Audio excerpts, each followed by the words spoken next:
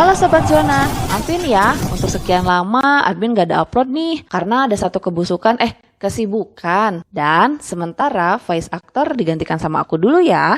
Admin infokan untuk kelanjutan film Viking Valhalla dan Peaky Blinders, linknya ada di deskripsi ya. Jadi jangan lupa untuk di like dan subscribe.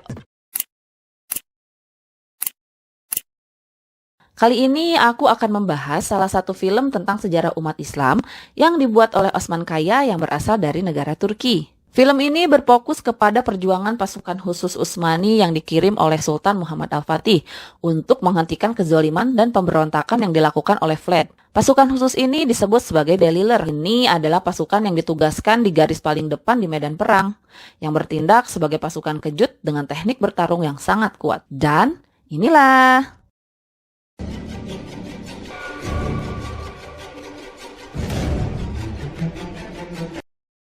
film dibuka dengan memperlihatkan Sultan Muhammad Al-Fatih dan Pangeran Vlad III kecil yang tumbuh dan belajar bersama. Keberadaan Pangeran Vlad III di Kesultanan Turki Utsmani ini dikarenakan Raja kedua menyerahkan dua anaknya, yaitu Rado dan Vlad III kepada Sultan Murad II sebagai bukti jaminan kesetiaan kepada Khilafah Turki Utsmani. Sebagai penghormatan, Sultan Murad II membawa Rado dan Vlad III masuk ke dalam istana Turki Utsmani agar mereka bisa mendapatkan pendidikan dan kehidupan yang sama dengan putranya sendiri, yaitu Pangeran Mehmed II atau lebih dikenal dengan Sultan Muhammad Al-Fatih.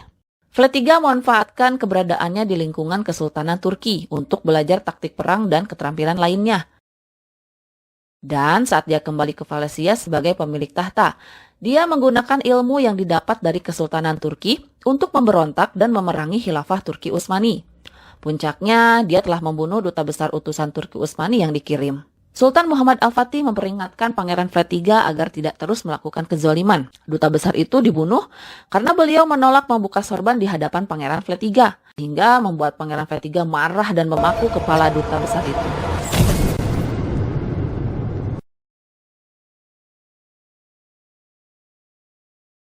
Perilaku Pangeran Vlad III itu membuat Sultan Muhammad Al-Fatih geram dan memerintahkan Baba Sultan. Baba Sultan itu merupakan salah satu orang kepercayaan Sultan Muhammad Al-Fatih untuk mengerahkan pasukan khusus Utsmani, yaitu Deliler, untuk mengakhiri kezaliman yang dilakukan oleh Pangeran Vlad III. Setelah Baba Sultan diberi tugas, beliau langsung memanggil para anggota Deliler yang tersebar di seluruh penjuru negeri untuk berkumpul. Di atas sebuah bukit, mereka berkumpul untuk mendapatkan perintah dari Sultan Muhammad Al-Fatih yang disampaikan oleh Baba Sultan.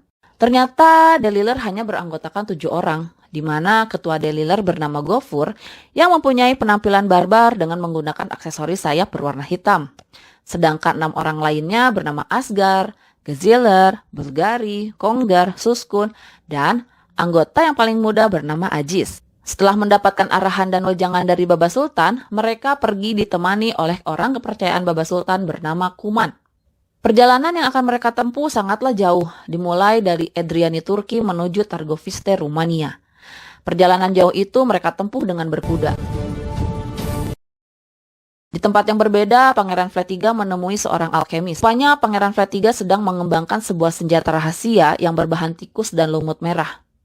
Atas perintah Pangeran Vlad III, para prajuritnya mendatangi sebuah desa untuk meminta bantuan kepada penduduk desa, di mana penduduk desa diminta untuk mengumpulkan tikus sebanyak-banyaknya dengan imbalan sekantong emas. Wow, siapa yang gak mau ya?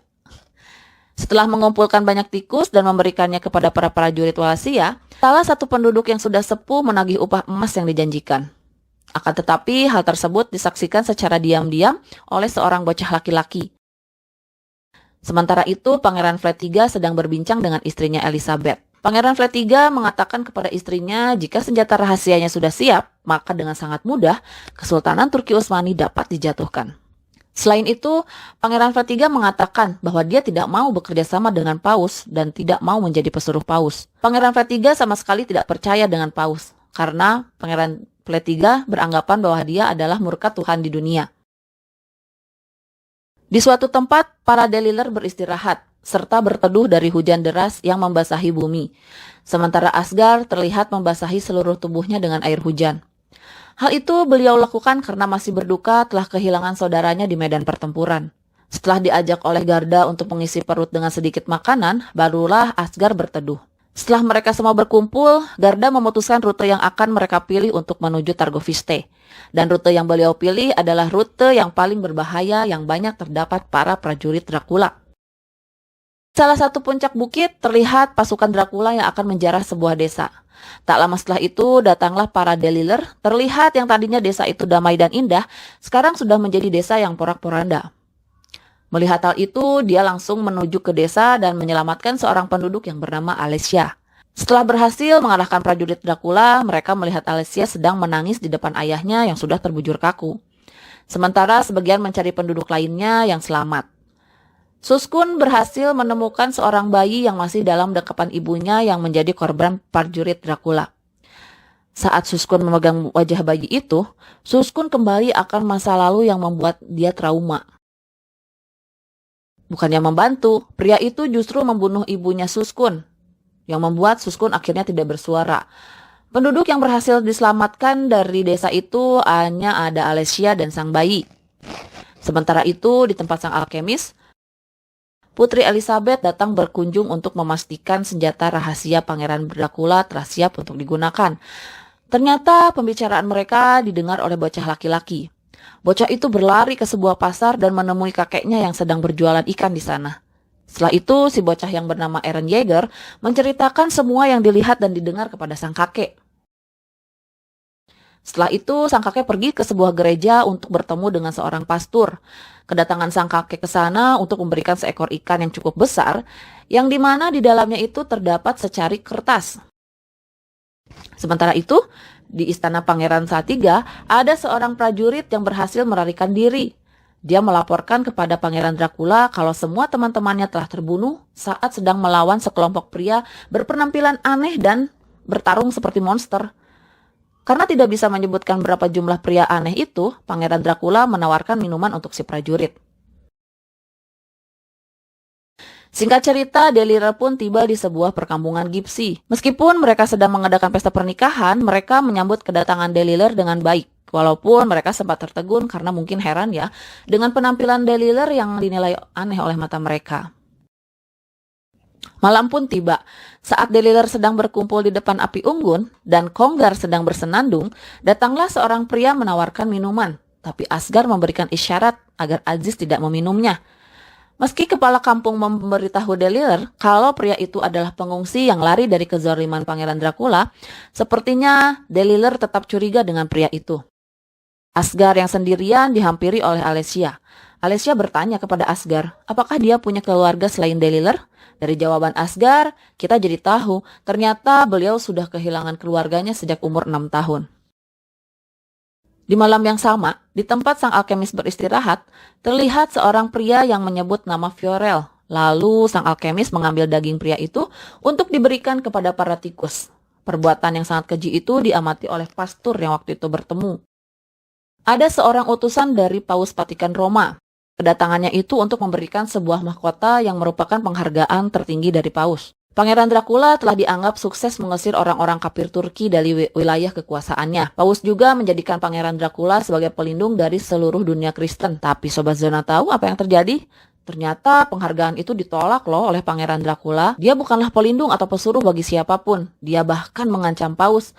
Jika kau tidak mengakui Pangeran Dracula sebagai anak Tuhan yang telah menghancurkan Turki Utsmani, Pangeran Dracula akan menyerang Paus sebagai target berikutnya. Oke, kita kembali kepada Deliler, di mana mereka akan melanjutkan perjalanan. Asgar berdoa, memohon dan meminta kepada Allah Subhanahu wa Ta'ala agar segala urusannya dimudahkan. Alessia dan sang bayi tinggal bersama para Gipsy, karena orang Gipsy di kampung itu baik dan bisa dipercaya. Alessia tidak bisa mengikuti Deliler karena kehidupan yang dijalani oleh Deliler itu penuh dengan bahaya. Suskun yang sudah menganggap si bayi sebagai anaknya sendiri ingin membawa si bayi bersamanya, tapi Kasdar tak menginginkan hal itu. Menurutnya, si bayi itu lebih baik dititipkan di kampung agar berada dalam kondisi yang aman. Setelah meninggalkan perkampungan Gipsy, mereka beristirahat di sebuah lembah. Sedikit terjadi percakapan antara Kasdar dan Suskun untuk menanyakan alasan kenapa Geziler selalu menutup mata pada siang hari. Ternyata hal itu dilakukan Bulgari untuk menghormati bulan agar bulan itu tidak merasa sedih dan berpikir tidak ada yang melihat keindahannya. Saat Asgar berusaha menghibur Suskun yang sedang bersedih karena terpisah dari sang bayi, Konggar membuat sebuah lelucon untuk menghibur. Suskun kemudian tertawa dengan lelucon yang dibuatnya sendiri. Tetapi Asgard menganggap perbuatan itu tidak tepat pada waktunya, sehingga membuat Asgard sedikit marah. Kasdar yang bijaksana mencoba meredam amarah Asgard kepada Kongar.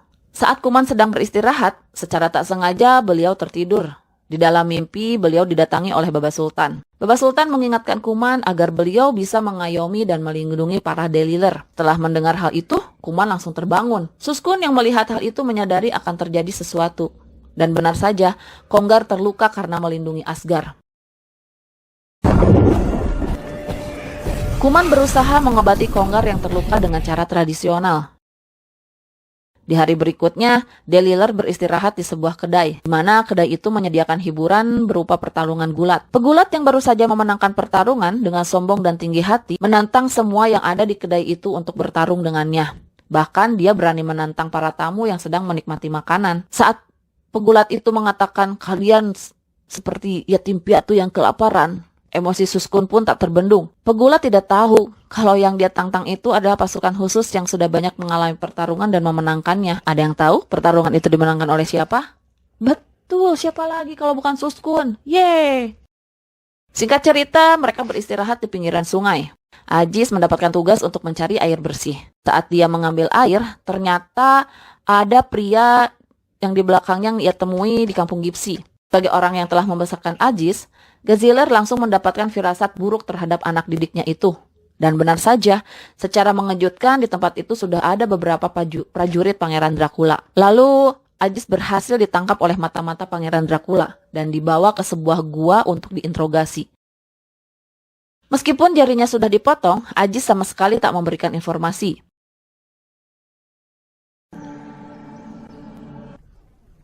Hoş geldiniz. Kedatangan Deliler di sana untuk menemui sang pastur, ternyata itu adalah teman mereka yang sedang melakukan penyamaran. Saat mereka sedang mengobrol, Eren yang dari awal sangat mengagumi Deliler karena telah banyak mendengar dari cerita sang kakek, hanya bisa terdiam memandangi mereka. Isa pun datang dengan diantar oleh Eren. Para Deliler pun tiba di sebuah rumah persembunyian di pinggiran sungai. Di sana mereka sedang membahas strategi untuk mengalahkan Pangeran Dracula. Para ahli memberikan informasi kepada wilayah bahwa Pangeran Dracula sedang membuat senjata rahasia. Pangeran Dracula akan menyebarkan wabah penyakit yang dibawa oleh tikus-tikus hasil percobaan alkemis yang akan digunakan untuk membunuh semua musuhnya tanpa terkecuali. Saat matahari terbit, Deliler pergi untuk menuju medan perang. Sebelum pergi, Kasdar memberikan sayapnya kepada Eren sebagai hadiah karena telah membantu mengumpulkan informasi.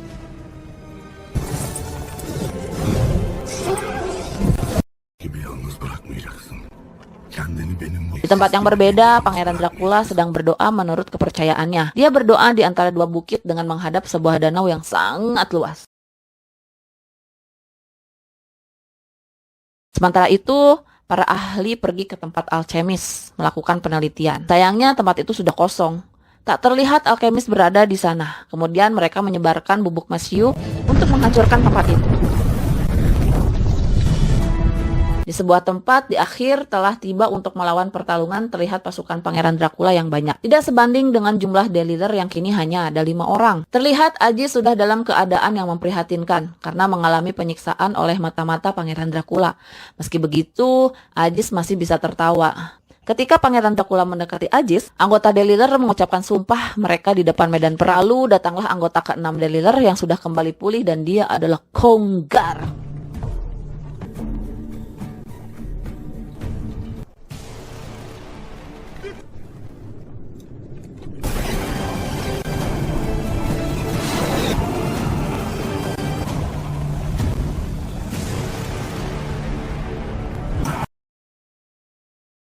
Saat pihak Pangeran Dracula merasa sudah menghentikan Deliler, di balik asap muncul pasukan Usmani yang membantu mereka.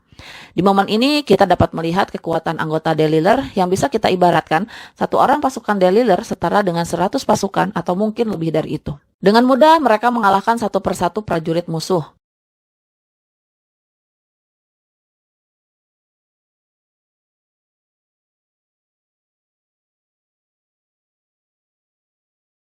Setelah cukup banyak mengalahkan musuh, Mubarins bertarung dengan Sang Mata-Mata. Hasil yang sudah bisa ditebak, Mubaris mengalahkan Sang Mata-Mata. Sementara Suskun, saat melihat orang kepercayaan Dracula, dia kembali teringat dengan orang yang telah membunuh ibunya. Rupanya orang kepercayaan Pangeran Dracula itu adalah orang yang telah membunuh Ibu Suskun di masa lalu. Dan terjadilah pertarungan sengit di antara mereka. Tapi pada akhirnya, Suskun berhasil mengalahkan orang nomor 1 kepercayaan Pangeran Dracula itu. Wah, akhirnya dengan terbalaskan ya, geng. Menembas musuh.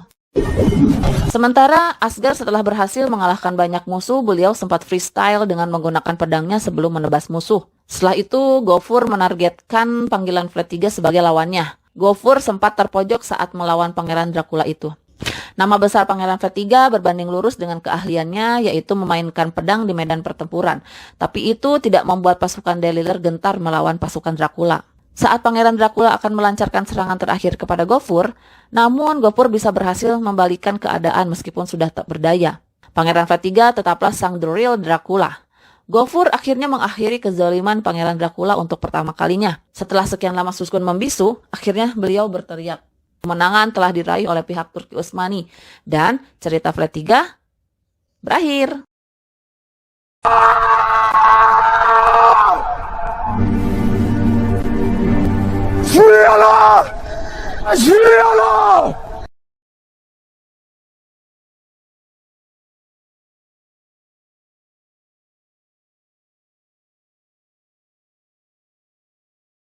Film ini ditutup dengan percobaan sang alkemis yang berhasil menciptakan senjata rahasia tikus yang akan menjadi alat pemusnah massal yang sangat membuat jiwa bergejolak.